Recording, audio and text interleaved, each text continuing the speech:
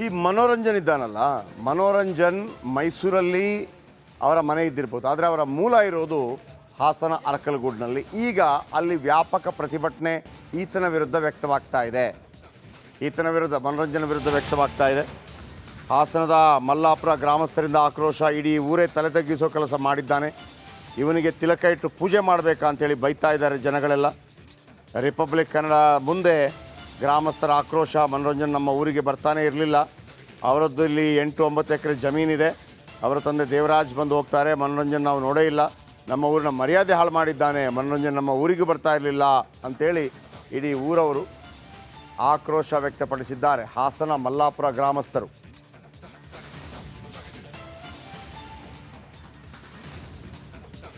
ನಿನ್ನೆ ಸಂಸತ್ನಲ್ಲಿ ಹೊಗೆ ಬಾಂಬ್ ಅನ್ನು ಸ್ಫೋಟಿಸಿ ಸಾಕಷ್ಟು ಆತಂಕಕ್ಕೆ ಕಾರಣವಾದ ಮನೋರಂಜನ್ ಮೂಲತಃ ಅವರ ತಂದೆ ಊರು ಅರಕಲಗೂಡು ಎಂಬುವಂಥದ್ದು ಒಂದು ಸುದ್ದಿ ಬಂದಿರುವಂಥದ್ದು. ಹಾಗೆ ನಾವೀಗ ಅವರ ತಂದೆ ಊರು ದೇವರಾಜ್ ಏನಿದ್ದಾರೆ ಅವರ ಊರು ಮಲ್ಲಾಪುರದಲ್ಲೇ ಇದ್ದೇವೆ. ನಾವೀಗ ಅವರ ಬಗ್ಗೆ ಹಾಗೂ ಮನೋರಂಜನ್ ಬಗ್ಗೆ ಕೇಳೋಣ. ಅವರು ಯಾವಾಗಿದ್ರು ಅಥವಾ ಈಗ ಮೈಸೂರಿನಲ್ಲಿ ಅವರು ವಾಸವಾಗಿರೋದು, ಹಿಂದೆನೇ ಅವ್ರು ಊರು ಬಿಟ್ಟು ಹೋಗಿದ್ದಾರೆ, ಆದರೆ ಅವರ ಜಮೀನು ಇಲ್ಲಿದೆ ಅಂತ ಹೇಳ್ತಾ ಇದ್ದಾರೆ. ನಾವು ಸರ್ ದೇವರಾಜ ಅವರು ನಮಗೆ ಗೊತ್ತೇ ಇಲ್ಲ. ಇಲ್ಲಿ ಅವ್ರಿಗೂ ದೇವರಾಜ ಗೊತ್ತು, ಅವ್ರ ಮಗ ಅವ್ರು ಯಾರು ಗೊತ್ತಿಲ್ಲ. ಅವರೆಲ್ಲ 30-40 ವರ್ಷ ಆಗಿದೆ ಊರು ಬಿಟ್ಟು. ಅವರು ದೇವರಾಜ ಅನ್ನೋರು, ದೇವರಾಜ್ ಗೌಡ್ರು ಮಾತ್ರ ಇಲ್ಲಿ ತೋಟದ ಹತ್ರ ಬರ್ತಾರೆ, ವ್ಯವಸಾಯ ಮಾಡಿ ನೋಡಿಕೊಂಡು ಅವ್ರು ಹೋಯ್ತಾರೆ. ಆಳ್ಬಿಟ್ಟಿದ್ದಾರಂತೆ, ಆಳ್ಬಿಟ್ಟು ನೋಡ್ಕೊಂಡು ಅವರು. ಎಷ್ಟು ಜಾಗ ಇದೆ, ಯಾವಾಗ ಹೋಗಿರೋದು ಅವರು? ಇಲ್ಲಿಂದ 1 ಎಕರೆ ಜಾಗ ಆಯ್ತು, ಇಲ್ಲಿ ಅವ್ರ ತೋಟ ಆಯ್ತು. ಇಲ್ಲಿ ಬರ್ತಾರೆ, 15 ಸಲ ತಿಂಗಳಿಗೆ ಒಂದ್ಸಲ ಬರ್ತಾರೆ, ಅವ್ರು ನೋಡ್ಕೋತಾರೆ. ಅವ್ರ ಮಕ್ಕಳು ಮಾತ್ರ ಇಲ್ಲಿ ಬಂದೇ ಇಲ್ಲ, ನೋಡೇ ಇಲ್ಲ ಯಾರು ನಮ್ಮೂರಲ್ಲಿ. ಅವ್ರ ಮಕ್ಳುಗಳ ಆ ಅಪ್ಪ ಮಾತ್ರ ಕೆಲವೊಂದು ಮಾತು ಹೇಳ್ತಾರೆ, ಅವ್ರದ್ದು ಹೋಮ್ ಸ್ಟೇ ಇದೆ ಅನ್ನೋ ಮಾಹಿತಿಗಳು ಕೆಲವ್ರು ಹೇಳ್ತಾ ಇರೋಂಥದ್ದು. ಅಂದರೆ ಮಗಂದು ಆ ಥರ ಏನಾದ್ರು ಇಲ್ಲ ಇಲ್ಲ, ಮಗಂದು ಇಲ್ಲಿ ನಮ್ಗೆ ಅದು ವಿಚಾರ ಗೊತ್ತಿಲ್ಲ.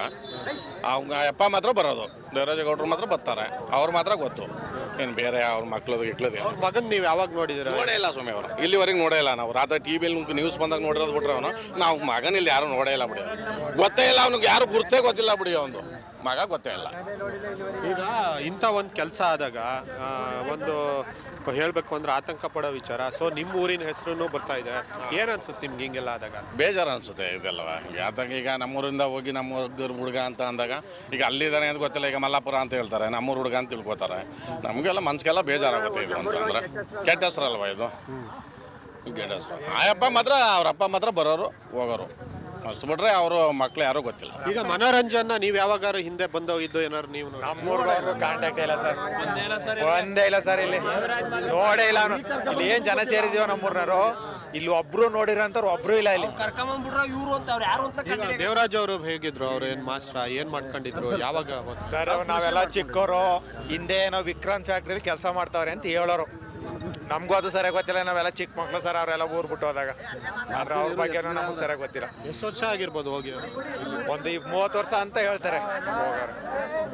ದೇವರಾಜ್ ಅವರು ಅವರ ತಂದೆ ಏನಿದ್ದಾರೆ ಅವ್ರದ್ದು ಇಲ್ಲಿ ಜಮೀನಿದೆ, ವಾರಕ್ಕೆ 1 ಬಾರಿ ಅಥವಾ 2 ಬಾರಿ ಅವರು ಅವಾಗವಾಗ ಬಂದು ಹೋಗ್ತಾರೆ, ಅವರ ಗುರ್ತಿದೆ. ಆದರೆ ಒಂದು ಲೆಕ್ಕದಲ್ಲಿ ಅವರ ಮೂಲತಃ ಊರು ಮಲ್ಲಾಪುರ ಆಗಿ ಆ ಯುವಕ ಈ ರೀತಿ ಮಾಡಿದ್ದು ನಮಗಂತೂ ಬೇಸರ ಇದೆ ಅನ್ನುವಂಥ ಮಾತನ್ನ ಈಗ ಇಲ್ಲಿನ ಮಲ್ಲಾಪುರ ಗ್ರಾಮಸ್ಥರು ವ್ಯಕ್ತಪಡಿಸಿರುವಂಥದ್ದು.